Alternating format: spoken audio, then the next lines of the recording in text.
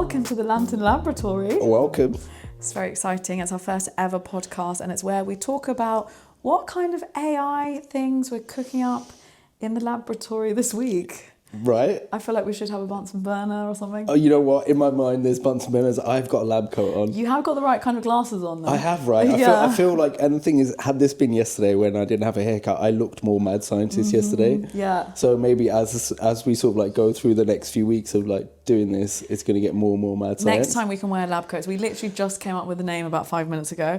So who are we and why are we doing this? So I'm Omar. I'm a co-founder at Lantyn. I'm a creative director in advertising and an AI filmmaker and image maker. And I'm really excited about sharing the stuff that I've been making in AI. Because I think, like, you know, for me, making stuff is like the best way to learn. So that's why I think the labs that we're making are so exciting. Mm-hmm. Hello, I'm Georgia Lewis Anderson. I am a prompt engineer, AI consultant. I've worked at Google, Microsoft, and most recently Meta. I just left my fairly safe corporate job on the cutting edge of AI implementation and social media to start my own thing with you, Omar, after we met at a panel.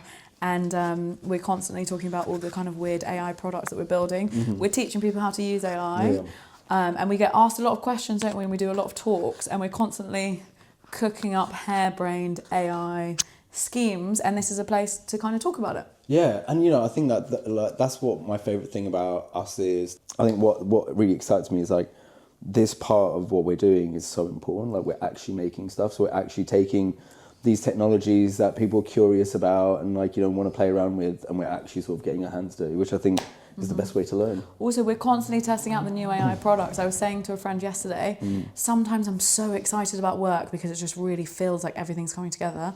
And sometimes I feel exhausted because the sheer pace of all the AI evolvements is just happening so quickly. And I think, you know, hopefully we'll show, don't tell, but I'm more of a prompt engineer, so I'm a lot more about the writing and the prompting, and you are constantly testing out the newest video editing, video generation, software. So hopefully together we can be a dream team. So let's get into it. Yeah, let's do that. I'm really excited about what you've been making, so why don't you take it away? Sure. Okay. Well, today we were having a meeting and I was hungry. And I've been thinking a lot recently about nutrition and like what things to eat around my cycle and different times. And since I've started tuning into where I am in my cycle, I've just really noticed how my energy level changes. And I know it's not like it's so fortunate. Basically, I was imagining how can I use AI to optimize, like tell me what kind of food to eat at different times of the month, and then maybe I could take it one step further, like even schedule my meetings and only do presentations when I'm like ovulating and do my research when I'm in luteal and stuff. Anyway, and I've been thinking about it for a while, and then today we just messed around with some prompts. I literally just took a photo of the menu and I gave it the prompt like you're a Nobel Prize winning female nutritionist that's like mad celebrated. I threw in that it's been on Oprah, and then I just said, I'm your client, here's where I am in my cycle, what's like the most nourishing and energy giving thing that I can eat on the menu. Amazing. And what did you feel about the results, like when they came out? I thought it was pretty good. I think, to be honest, I've been thinking about it for a while, and yeah, it was good because I made it into a customized GPT, which we can explain. Which just like blows my mind. So you literally go from like idea. So obviously you've had the inspiration before, but like today there was an immediacy. You saw the menu, you wanted to pick which one, and then suddenly you're like, I'm going to build an AI to help me navigate this. Like, wow. I think that's why I'm so excited about having finally left my job. Because before I'd think, I should do that. But just now I was like, I have actually got an extra 20 minutes and I could just make it. Although I think there's limitations. So let's explain what a customized GPT is for anyone that doesn't know. Sure. Care to? No. Please. So basically, a customized GPT is essentially like a pre-prompted ChatGPT. So it's when you can ring fence. So you could either just put in the prompts already, so that you don't have to put it in every time. So that every time I don't have to put in, you are a Nobel Prize winning female nutritionist expert. I just put in the whole prompt already, and then I said the user will tell you where they are in their cycle and they'll upload a picture of the menu. So amazing. So it expects that already. Yeah. You can also upload something into the knowledge upload if you wanted to. Like maybe I want to read a book about this and download it as a PDF and upload it or something. Yeah. and both of us have loads of customized GPTs. Don't Yeah, we? yeah. So yeah, but I think there's limitations because I'm not sure that it has the research, to be honest. Sure. And I imagine, like, as you just said, like, if you sort of give it the right data, if you gave it more access to more information, it would just, I guess it would just get better at its job. And, just hearing about, like, there being a very sort of, like, a need from you for some sort of specialist that would be, you'd really benefit from, like, accessing some specialist information, and now being able to sort of, like, build that out yourself and almost, like, take, not charge of it, but, like, guide the machine to help you uncover things, which I think is amazing. Because you're right, like, the more information in the next version, you could, like, make it way smarter and stuff. That's amazing. So, like, I mean, what do you want to do with this next? Well, now you're talking, what do you think, because you're the person I always ask for advice on making the products, what do you think about, I guess I could send deep research off to do some research on cycle seeding nutrition. Yep.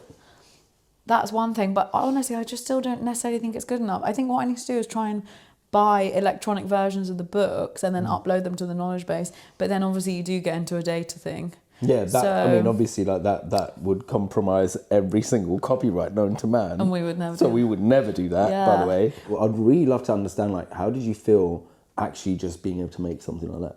Yeah, it feels really empowering, and it's cool when you just can do it so quickly. And then now I've kind of got it on my phone and I'll use it all the time, and it's not entirely dissimilar. Have I shown you my calorie tracking one? I love that. So simple. I'm sure millions of people have calorie tracking ones. It's just like I put my, like, height, age, weight, BMI, like, into a pre-prompted customized GPT, and then sometimes when I'm just on the way to the shop or something, I'll just tell it what I've eaten, and I'll just see, am I in calorie deficit or not? Yeah. Wow. I mean, like, just even sort of, like, there feels like such an enabling, empowering sort of, like, aspect to AI to actually sort of, like, go, I see something and I want to fix it, or I want to, like, build something to answer that problem straight away. And I think, like, I guess my question would be, like, what would you say to someone else who wanted to do something like that? And not just sort of, like, go, I want to build a customized GPT, or I want to build something like this. I guess my question is, like, how does someone access the same level of, like, doing?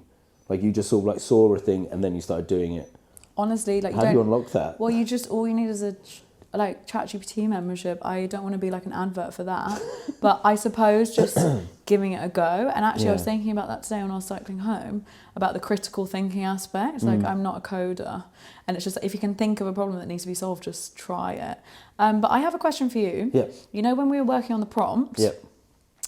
What did you say about offering the machine money and then it got better? Because there's levels to this, right? Yeah. Like, you can say you are a women's health nutritionist, or you can give it the whole character. Like I said, you are a Nobel Prize winning. You've got an NY Times bestseller book, and you're always on Oprah. So I love that last bit, by the way, so much. It's what an amazingly wholesome way around, like, the whole thing. Yeah, but then you said something about tell me about the money thing. Like, if you offer it money. Yeah. Okay, so imagine, as we know, pretty much every single AI has, like, is restricted, right? Like, it's ring fenced not to tell you stuff. Now, if you want to access a uncensored AI, when they first sort of, like, when the open source AI community first started launching or first started sharing uncensored AIs, the prompting strategy was really interesting, because you would have to sort of, like, you could ask it things and it would refuse.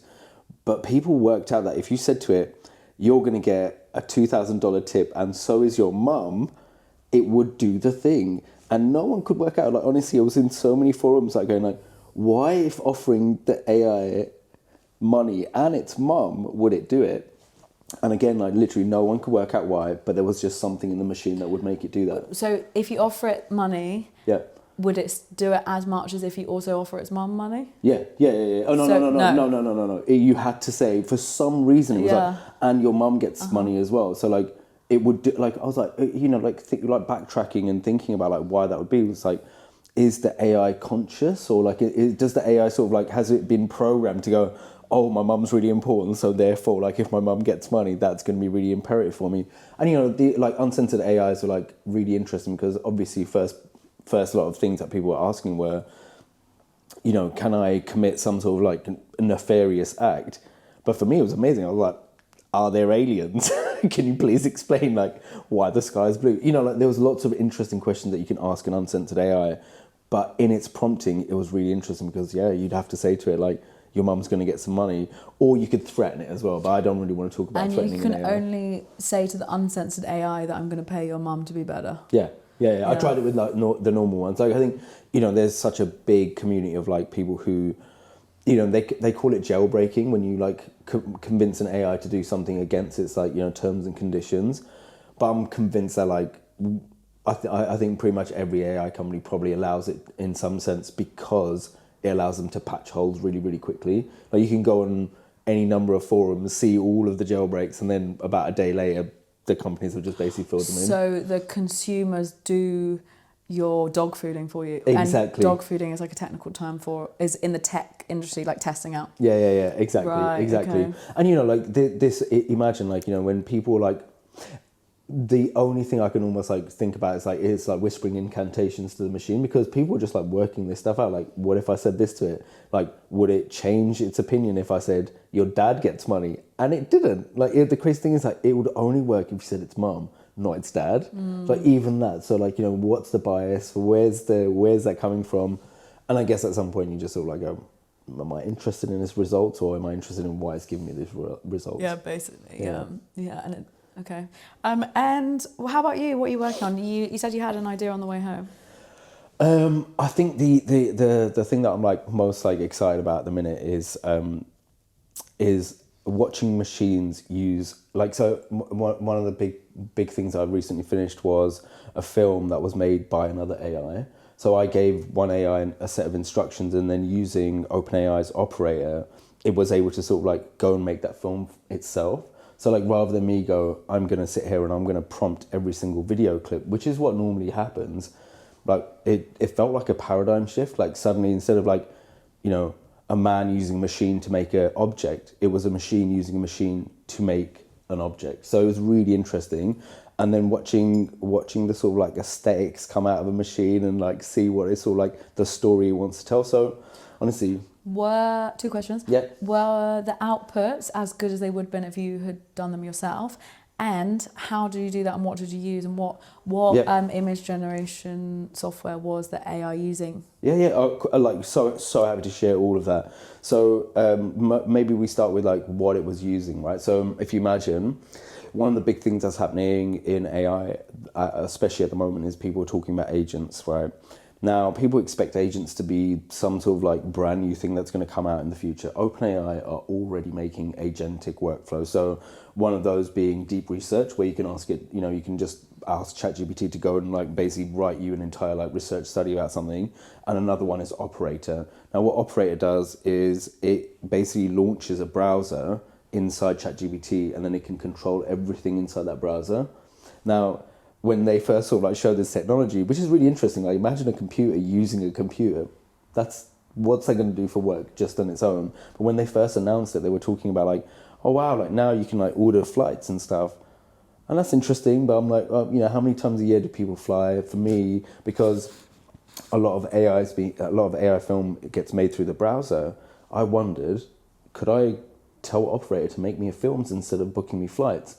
And I did. And, you know, like, building a really interesting system prompt to make Operator imagine it's a film director, and then connecting it to, first, obviously I really wanted to connect it to Sora. So, you know, if an OpenAI operator could control Sora, it would have been a really lovely circle. But because Sora is part of OpenAI. Yeah. Sora's OpenAI's, like, video service, which was really big news, like, about a year ago. But my current favorite, I'm not going to say the best in the industry, my current favorite is VO2 by Google. It's, like, cinematic quality. It's so bizarre that when I first saw it, I was like, I don't know what to do with this information. So I got it to use Google's VO2 through Operator. So I would, like, say to Operator, I want you to make me a film. The first film, imagine, like, I asked it to make me a film about a sandwich. So I had to go and research what the world's perfect sandwich was, and then make each one of the constituent parts of the film on how to make a sandwich, and then stick it all together. And then by the end of this like experiment, I had a film that I just asked for rather than like created myself. So it's an interesting paradigm shift as a filmmaker. Are you going to be using that in your work? Yeah. I use it readily because now what I've done is I've got my AI assistant Alan is basically, you know, is like my long-term AI collaborator and has a really interesting creative personality. And I've now given him access to like basically make his own films. So one of the next ones along that I made was I asked Alan to make me a film about Nike TNs using Operator and VO2, and he made it. And he made this beautiful film of my favorite pair of trainers, and I was like, what am I looking at? This is like, is this the end times for the creative industry? Because, you know, it really felt like that because I was like, this machine's using itself. Isn't my entire, like up until now, my job has been to go into someone's office to use the machine. So what does that do for the job market if the machine's using itself? Do I need to be there anymore? Okay, well... Anyway, sorry, yeah, I've been like... No, obviously I'm here for the existential chats, but I guess, like, you know, I've got loads of really niche questions that I could ask you about all sorts, but I'm thinking about the people watching who work in film. Yeah. What would you say to them, and, like, should they be terrified? No, honestly, my advice to anyone working in the creative industry like myself is... we are experts at doing creativity. And you know what, like I was like having a conversation with someone on a panel a little while ago, and they were talking about how AI makes everyone a creative. And I was like, I don't actually think it does. Like you can be creative with an AI. Like any one of us can create something brand new and beautiful with an AI. But I think the distinction for me is a creator or a creative has to go and stand in front of a room of people, of their peers, and sell a creative idea. That's the difference. Like if you make films and you've gone and sold a film to someone and you've gone and made a film, that's very different from sitting at home and prompting a trailer for a sci-fi movie. It's very, very different from making, like if you're a photographer, is very different from making an image on Midjourney because you haven't sold it to anyone. You haven't like gone out and expressed this intention or anything. So yeah, now I can't remember why I was telling you that, but like I think it's really interesting for every single person in the creative industry to remember that we've risked our professional careers in our creativity. So we are the best placed people to use these new tools or new instruments. Like, so actually maybe it's about confidence. Yeah. And I'm running a group with some friends going through The Artist's Way, which is one of my favourite books, and I really credit it with helping me with my own career. And we're gonna experiment with doing some AI enhancements that honestly I haven't totally worked out, but I'm really confident because I really feel passionate that there's something in the personal development and AI space. But the reason why I say that, listening to what you're saying, is maybe you're saying creative people will always be creative and the risk. And I think one thing that The Artist's Way really encouraged me with, and I know helped my friends with, is the confidence. So, and the fear of filmmakers and other people in the industry of AI, that's like a low vibration emotion that's going to not make them feel creative.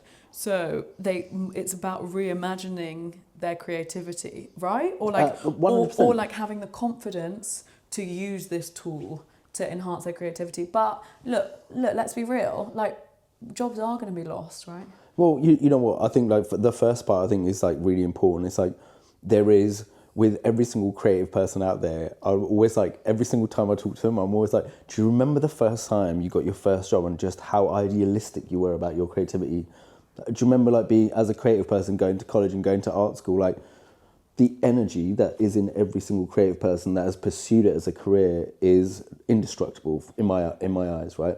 When you think like a person using a machine is like the output is only as good as the person using it, right? And like I give this example where in my head I was like, you know, an AI is not a tool, it's an instrument, right? And I remember like talking to a doctor at the Royal College of Nurses, and I was saying that to him, and he was like, you're right, because a scalpel in my hands is a life-saving like instrument, but in your hands you're going to lose a finger. And I was like, I would definitely lose a finger. Do you know what I mean? So like it's so different. Like, you know, same with AI, like if you put like someone who's like, you know, had 20 years working as a VFX specialist or is a director or is a writer or anything, suddenly you unlock so much potential, because you're like, the thing that I would really impress is like basically what is taken away from you isn't just like is basically like all the barriers are taken away. You don't have to like ask someone to make an idea. You can just like go and make an idea like at any point. Also, we should probably shout out Landy Slattery here, who I think's dropped the best quote that I've heard about AI for a while. The other night when we were doing a panel at Channel 4, and she was asked, "What's your metaphor for AI?" And she said, "AI is like teenage sex because everybody thinks everybody else is doing it." That was so jokes. Yeah. Okay, I have a question for you. Sure. Obviously, we hang out and talk about AI literally all the time. Yep. Which is amazing, by the way. Tell me something that you're working on or excited about that I don't know about, that you feel happy to talk about.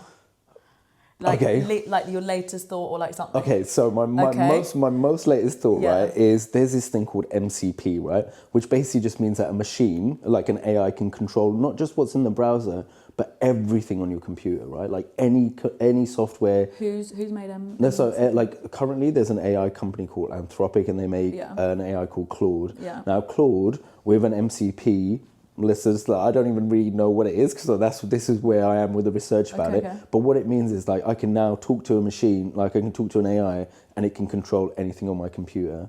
Like it can make things using different softwares. Now the first person who did this basically showed that they could use an MCP, show it an image, and it would use Blender, which is a 3D software, to recreate that entire scene. So they wouldn't have to touch the entire 3D making software, it would just run itself.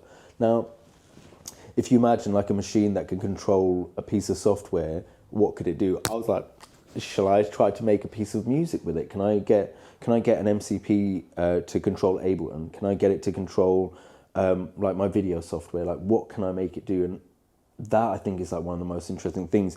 There was a really big AI that came out a couple of weeks ago, and I just got invited yesterday to it, called Manus. Manus is an agent and can do an unbelievable amount of work. And for me as a creative and as someone, the thing is like I'm like trying to cross over creative and commercial. So these MCP servers are just like mind blowing to me. How is MCP different to like Operator? Okay, so where Operator can control everything in a browser, and MCP can control everything on your computer. So it can see all of your files, all of your programs. So it's like an easy way to understand it that Operator could book a flight for you, but MCP can print something out. Yeah. Okay. Absolutely that. It could do that. It could play your Spotify for you. It could write music inside Ableton. It could like make designs inside Photoshop. You know, you could ask it to like make you a birthday card for someone, and it could do it. Like, you know, as you sort of like start and that's what I really love about AI. Like, you start off with a tiny little kernel, and then you're like, oh, could I probably add this on top of it? Like, you know, now I'm thinking, well, if it could control my computer, then it knows what's on my calendar. Yeah. Could I ask it to like do stuff based on my calendar? That's what I was thinking. Okay, so how do you think like that every person could use that? Because that's cool that you're thinking about like making music with it or whatever. Although there's obviously the argument, you know, and I think creatives are coming around to AI. Yeah. But you know, my mum's a musician, and it's like there was that thing of like, I don't want AI to make music for me. I want it to do the cleaning so that I can have more time to make music.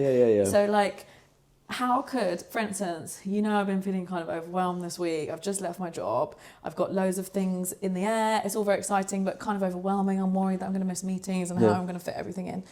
How could I use MCP as like an assistant or something, like a personal assistant? Or like, could I? Yeah. I mean, you know, I think you're hitting on a really big like subject here about like assistants and stuff. And I think the interesting thing about what you're saying about assistants and like getting a computer to like help you do the sort of like admin stuff, do the like assistant stuff that really would like really free up your time to do stuff. Like, you know, I think there's just such an amazing array of tools that can do that. And this is like everything from bespoke things like, you know, like, what was it called? Motion. They're like, you know, the AI calendar, all the way down to like, if you use Google, like Google's also got loads of really interesting tools.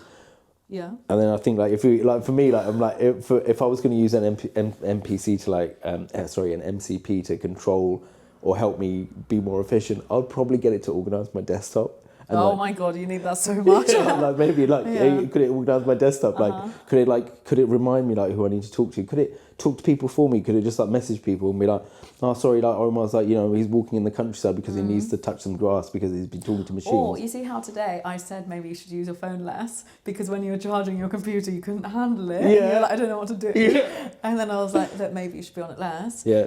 Could you, and you see how this podcast, we're going to go away and make an AI product then come back. Yeah. Could yours for this week, if you haven't already got a plan, be using an MCP to make an assistant that when you are doing your regulation 2 hours off phones, it responds to any messages for you? Oh my God, that'd be amazing. That would be amazing. Do you think you can do that in a week? No, you know what? Honestly, I definitely think I can. But like, you know, but you don't want to not be on your phone. No, for 2 hours. No. Honestly, no. I think they're like, it's just really. You just reminded me like when I was doing that, like I'm charging my phone and laptop at the same time, and I'm not asleep. Yeah. Okay. I'm like the thing that I really struggled with is like, what do I do with my arms? I know. And like I think for a little while I just folded them, and I was like, I'm folding your arms. Yeah. Pretty nice. I haven't done this for ages. No, like, you know, yeah. I mean, look, you do you. Yeah. It's just a little, just a reflection from the gallery. Yeah, honestly, I'm a big fan of it because yeah. And it's kind of like what did I send you the other day about? Was it that app that you couldn't open social media until you literally touch grass, and you take a picture of yourself touching grass, and then you can't open the app. Please make that. Please make that. No, like someone's already made it. I sent it to you, right? Did you? Like, the other day. Oh my God. Did you send me that? Yeah. Because I feel like then I think I sent you one that was like, you have to do like 10 push-ups to unlock your phone. I used to have one that you had to do a breathing exercise. Okay, but do you think that you could make this product that like, or is there another way that you could use the MCP to be your own personal assistant, and then next week we can discuss it? Because I do think this is a good general use case, and I know that you want to do all the arty stuff. But actually, that would be cool. Yeah. Absolutely. And you know, you just reminded me, like, I think there's something really fun in the utility stuff as well, because one of the other project I was going to tell you about was the snack divination thing that I made, where you could say like what your favorite like flavor of crisp is, what your star sign is, and blah blah blah, and it would just like work out what sort of personality you are based on that. So like, even like, you know, like, that comes from the same tool that was like used to like basically build really boring productive stuff, but instead of like making it like, you know, help me like get 15 minutes of my time back, I'm like, oh, can you just tell me like, I like salt and vinegar, what sort of person am I? And it did it. And you know, like even that, like those moments of joy, I think is also really interesting. Like, how do you get a machine to add joy back into your day as well? Devil's avocado. Yeah. But even though you know it's complete gobbledygook, because not everyone that likes the salt and vinegar crisp is going to be the same person. So it's just using the different data points. It's using gobbledygook, salt and vinegar crisp, with star sign. Not gobbledygook, in my opinion. But not gobbledygook. But sorry, I didn't mean to say gobbledygook. But very much kind of bastardized by society. And kind of like very much so. Yeah, but so along with like the ego of humans to like be individual, and kind of like the success of BuzzFeed doing a quiz like, who am I? Who can I share? So yeah, that's interesting. But I actually think my favourite project of yours over the last few weeks has been the haiku calculator. Oh my God, yes, the haiku calculator. I'd love to share about that. Please, because I think like it was also like, it was such a quick turnaround project, right? I was like thinking about how the calculator had always been like trapped behind like really binary like output. Like a calculator can only tell you the truth. Like it can't express itself, it can't be poetic. And with that thought, I was like, wow, hold on a minute, like maybe I could make a calculator that would be poetic. So using Replit, which, you know, my literal favorite like no code tool at the minute, and you know, as yourself, I think we're big fans of Replit. Big fans of Replit. Big fans of Replit. Replit, big fans, guys. We make loads of stuff on your platform. I was able to spin it up in like less than no time. Like, you know, I was literally like, okay, I'll set some instructions and then watch this machine just make this code. And then I had a calculator that wouldn't tell me it would only answer me in haikus. So give me an example. If you did like 10 plus 2, like what would happen? You know what? It would basically, like, if you asked it 10 plus 2, it would literally write you like a haiku. Would it be a haiku about the number 12? It would be a haiku about the number. Yeah. And it can also then like write a limerick. So it's giving you the answer, but you have to like do some work in like working out what that answer is. And in that moment, again, is this like really lovely moment of joy. So you don't know it's 12, and then by reading the haiku, you understand. Yeah, I love it. I love it. You have to do it that way. love Like, it. you're just like, okay. And the thing is, like, when I was testing it, I was like, okay, what's 9,500 divided by 6? And they were like, Yeah. I don't know. But then when you read it, you're like, oh my God, I just learned this. That's so good. I'm going to send that one to my dad. As I mentioned previously, Yep. every week we are going to build our own AI products, aren't Yep. we? Go Yep. away and then decide, and then compare notes. Yep. And it's good because you're the person I always talk to about helping me and holds us accountable. And it also Yep. teaches people how to build their own AI Yeah, products, which is yeah. always the biggest feedback we get. Yeah. What are you going to do this week? Are you going to do the MCP or have you got another idea? The thing that I really would love to do is I would love to let the machine use my computer to make music, because for me, I'm like, it's really interesting to understand, like, AI music already exists, but it's incredibly soulless. But if a machine can use my computer the same way I would, what does that look like? Like, could I say to it, like, I want you to go and invent a brand new genre? Because that's what I'd really like to do. Also, I'd really like to, like, make a mix of, like, drill rap from the UK and, like, I don't know, ambient music from Italy, and see if it would do that. Like, Do you think you could upload, like, your favourite rappers, like, all the data or whatever, and I know it's a data problem, or maybe someone out of copyright, I don't know, from the past, a singer or something, or someone with a voice, and then say, make the perfect backing track for this person's voice or something. Yeah. Yeah.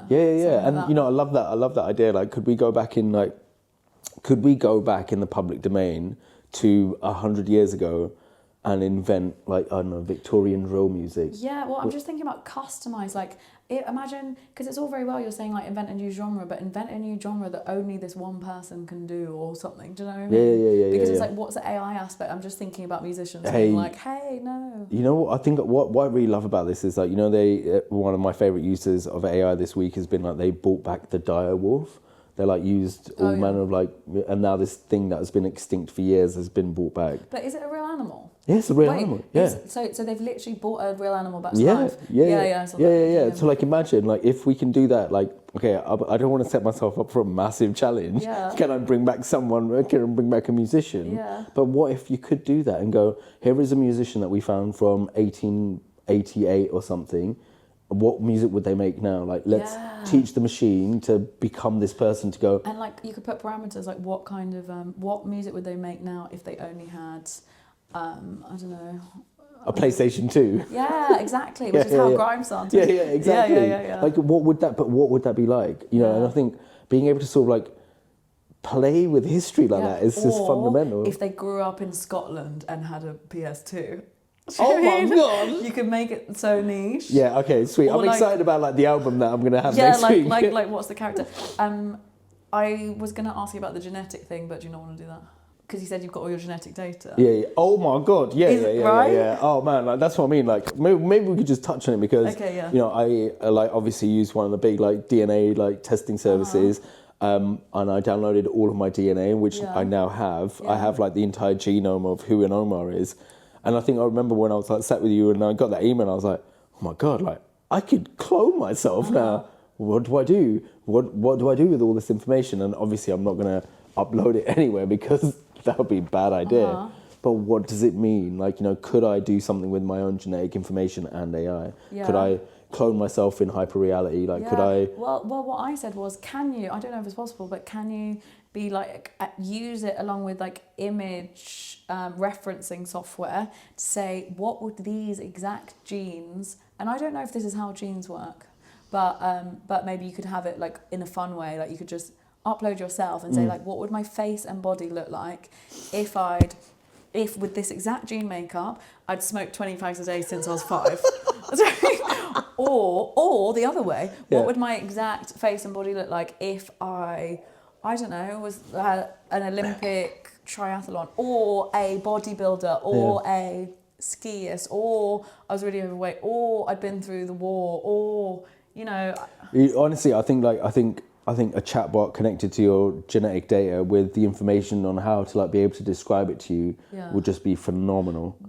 Why do you need a chatbot with that? Like, imagine, like, being able to, like exactly what you're saying. Like, imagine, like, making images. Imagine making, like, conversation. The chatbot would make the images. Yeah. So, like, imagine, like, GPT 4.0 is like, you're able to talk to your genetic code and go, why am I feeling like this? Like, or, like any. Oh, so use it for real-time emotion questions. Yeah, real-time emotional questions, health diagnosis questions. The only thing is, I don't know, and I don't want to. I'm like with my female cycle eating. I'm just so wary of getting into this medical territory because I'm really not a doctor. We're obviously just in case. massively I mean, obviously we're in the labs. yeah. But like, I don't know. Do genes affect? Isn't how you feel? Like, do genes affect emotions, and can we use AI for that? Or yeah, maybe. Do they? Because I thought genes is more like physical traits, although obviously that's connected. I imagine they are. And also, like, what if instead of like going, help me diagnose something, I was like even thinking on the way home, like I was like, could I give my entire genetic code to an AI and then go, write me a story about this? Maybe. Write me a poem about like based on my genetic code, write me a poem. That is only ever conceivably for me, because it will nobody else has the genetic code as I do. Okay, yeah, in the style of like Wiley or something. Yes, write me a poem about myself in the style of Wiley. Why is he just going to call me a for 5 whole minutes? So we shouldn't even be bigging at Wiley, but yeah. Or like, no, I'm like just thinking about how you can make it. Do you know what I mean? Or like, or could it be write me an orchestral piece with no words? Yeah. And it's just violin songs about your genes. Oh my God, I can see. Beautiful. Yeah, I know. Just like, and there's no copyright. There's no copyright. Yeah. Oh my God. Yeah. I just like when you said that, I was like, I could see that at the Barbican. Yeah. I could really see, like, But then is it so self-involved? You're like, come and listen to my genes. Come and listen to my genes.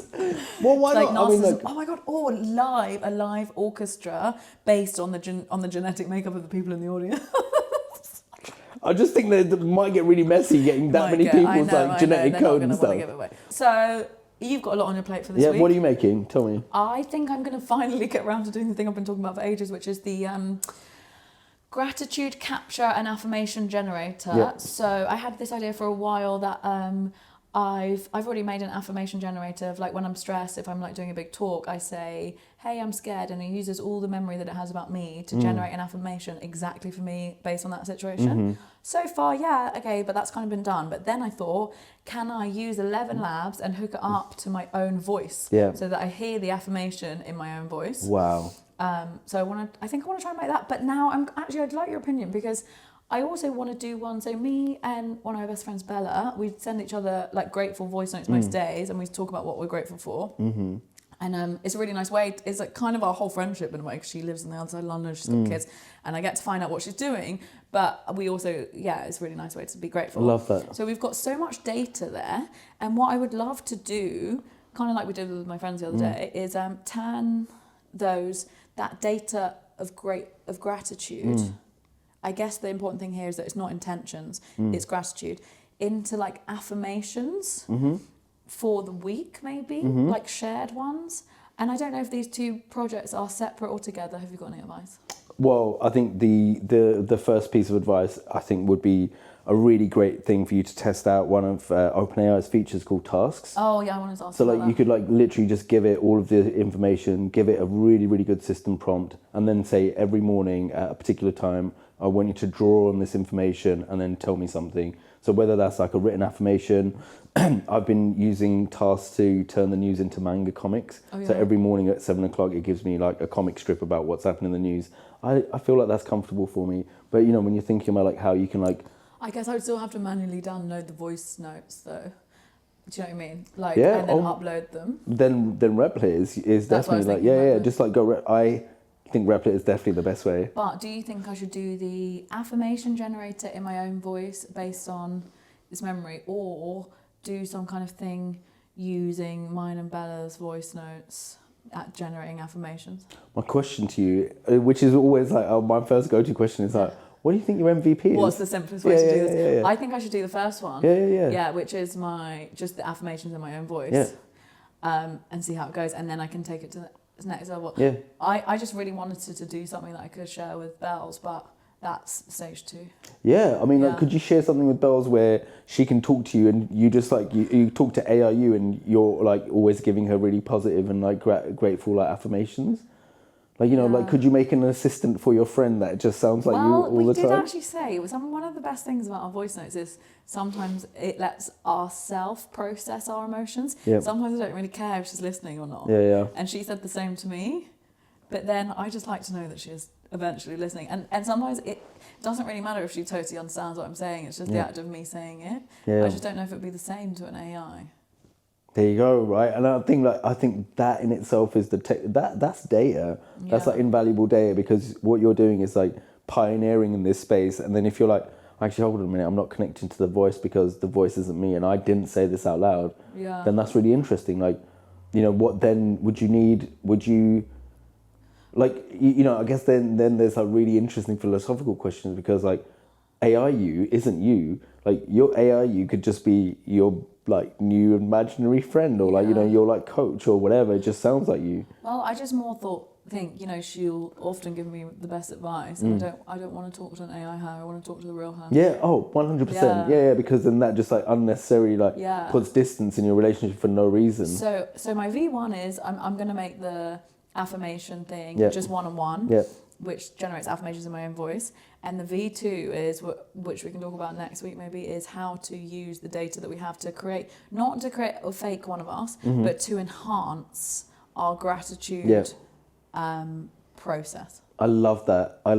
And I think like even that, like, what is the gratitude enhancement process? Like, that's amazing. Yeah. Like I'm excited to hear about what you come up with. Maybe it could be reminders. Like, maybe it could be like it senses when one of us is feeling down. It's like, hey, remember what Bella said yesterday, or something like that. Mate, you know what? Honestly, like add in sentiment tracking, so like it picks up on what you guys are actually feeling rather than like what you've said. Yeah. Like, so it was able to do that. And what if, like, you know, what if your version, that's just like you saying affirmations to yourself, what if it can sense like how you're feeling? And then what if you like add it, like give it the ability to like order you flowers or something, or order you chocolate, like depending on how you're feeling, it could like regulate your mood. Me and Bella always do that. We send each other presents on delivery when one of us is sad. Oh my God, stop it. Like, literally. So it could be like Bella needs some chocolate ice cream. Yeah. Mate, honestly, that would be amazing. Although with the sentiment tracking, I don't want to be giving my sentiments to my machine all the time. Like, I don't want to be on my phone all the time telling it how I feel. Oh no, this is like so by sentiment tracking, I mean like what you and Belle's right? Yeah, Bella, what you and Bella are like talking about, it will just like understand what your sentiment was in your conversation. So even if you're like going, oh, everything's fine, like the sentiment tracking would basically be like, it doesn't sound like everything's fine. Yeah. So like, you know, you could basically sort of like go, there's the text of what you're saying, and then sentiment tracking can unlock this. An interesting test to run would be, she could just send me a voice note and then I could run it through the thing and I'd be like, my sentiment analysis says you're feeling like this. Is this right or wrong? But then that's like that's a wild goose chase in a way. Yeah, but like, it's kind of interesting. So it's super fun. Like even if it doesn't work, like the reason why I say that is like, I tested out sentiment tracking to track my own mood, and my agent was basically like, if I got sad, it had to order me a cameo from my favorite TikToker called Bevo, and it did.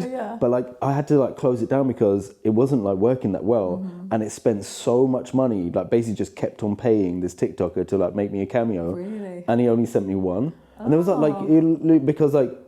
It's just the machine was like doing it completely wrong. Like it was like just spending money without like any real track, whatever. The exciting thing is like it can make you something that makes you happy. Because when I got a cameo from Bevo, and he was like telling me about like how I was the best like AI boss because my AI got it for me, it was amazing. Yeah. Okay. We just need ways to get the sentiments. But okay. The easiest thing is just going to be the affirmation. Wait, I had one more thought. Amazing. Just to wrap it up. Yeah. Can I say it? You know the conversation we were having the other day about how the reasons that machines can't understand our emotions is because